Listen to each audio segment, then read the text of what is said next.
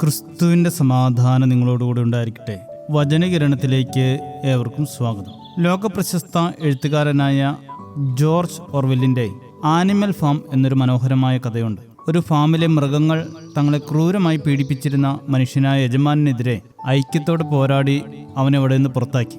വിവേചനങ്ങളില്ലാത്ത, ചൂഷണങ്ങളില്ലാത്ത ഒരു പുതിയ ലോകം സ്വപ്നം കണ്ട അവർ എല്ലാവരും തുല്യരാണെന്ന് പ്രഖ്യാപിച്ചു. എല്ലാ മൃഗങ്ങളും തുല്യരാണ് എന്നതായിരുന്നു അവരുടെ ഏറ്റവും വലിയ നിയമം. എന്നാൽ അധികാരം കൈവന്നപ്പോൾ ചിത്രം മാറി തുടങ്ങി. തങ്ങൾക്കാണ് ബുദ്ധിശക്തി കൂടുതലെന്ന് അവകാശപ്പെട്ടുകൊണ്ട് പന്നികൾ ഭരണസാരഥ്യം ഏറ്റെടുത്തു.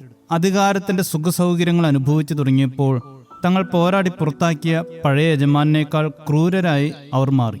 ഒടുവിൽ തങ്ങൾ തന്നെ നിർമ്മിച്ച വിശുദ്ധമായ നിയമത്തെ അവർ തന്ത്രപരമായി തിരുത്തി. എല്ലാ മൃഗങ്ങളും തുല്യരാണ്, എന്നാൽ ചില മൃഗങ്ങൾ മറ്റുള്ളവയേക്കാൾ കൂടുതൽ തുല്യരാണ്.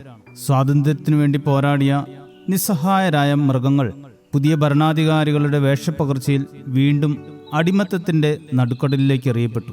അധികാരം ലഭിക്കുമ്പോൾ ഏറ്റവും ഉദാത്തമായ ലക്ഷ്യങ്ങളുമായി വരുന്നവർ പോലും വഴിതെറ്റാൻ സാധ്യതയുണ്ട്.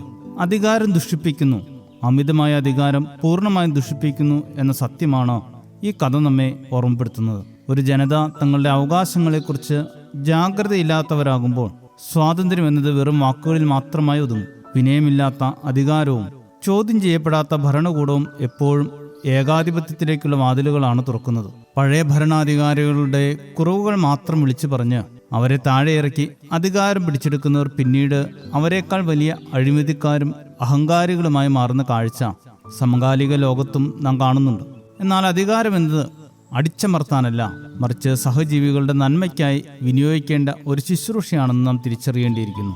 നീതിമാന്മാർ അധികാരത്തിലിരിക്കുമ്പോൾ ജനങ്ങൾ സന്തോഷിക്കുന്നു, ദുഷ്ടന്മാർ ഭരിക്കുമ്പോൾ ജനങ്ങൾ വിലപിക്കുന്നു എന്ന സദൃശ്യവാക്യങ്ങൾ 29:2 പറയുന്നു. കുടുംബത്തിലായാലും സഭയിലായാലും സമൂഹത്തിലായാലും അധികാരം എന്നത് ഒരു ദൈവിക ഉത്തരവാദിത്തമാണ്, അഹങ്കാരമല്ല.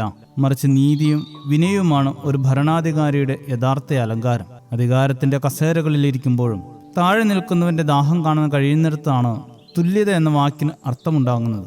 വാക്കുകളിൽ തുല്യത പറയുകയും പ്രവൃത്തിയിൽ വിവേചനം കാണിക്കുകയും ചെയ്യുന്നത് തന്നെ അധികാരത്തിലേറ്റിയവരോട് ചെയ്യുന്ന ഏറ്റവും വലിയ ചതിയാണ്. അധികാരമോഹങ്ങൾ മനസ്സിനെ കീഴടക്കുമ്പോൾ ക്രിസ്തുവിന്റെ ഈ വാക്കുകൾ നമുക്ക് വഴികാട്ടിയാകട്ടെ. നിങ്ങളിൽ വലിയവനാകാൻ ആഗ്രഹിക്കുന്നവൻ നിങ്ങളുടെ ശുശ്രൂഷകനായിരിക്കട്ടെ. ശുഭദിനം നേരുന്നു. ദൈവം അനുഗ്രഹിക്കട്ടെ. കാലത്തിൽ വെള്ളമെടുത്തു വെൺകച്ചയുമറയിൽ ചുറ്റി മിശിഹാതൻ ശിഷ്യന്മാരുടെ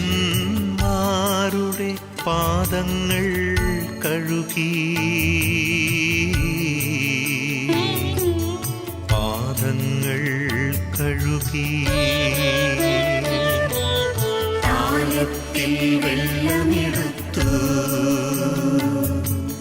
വെൺകച്ചയുമറയിൽ ചുറ്റി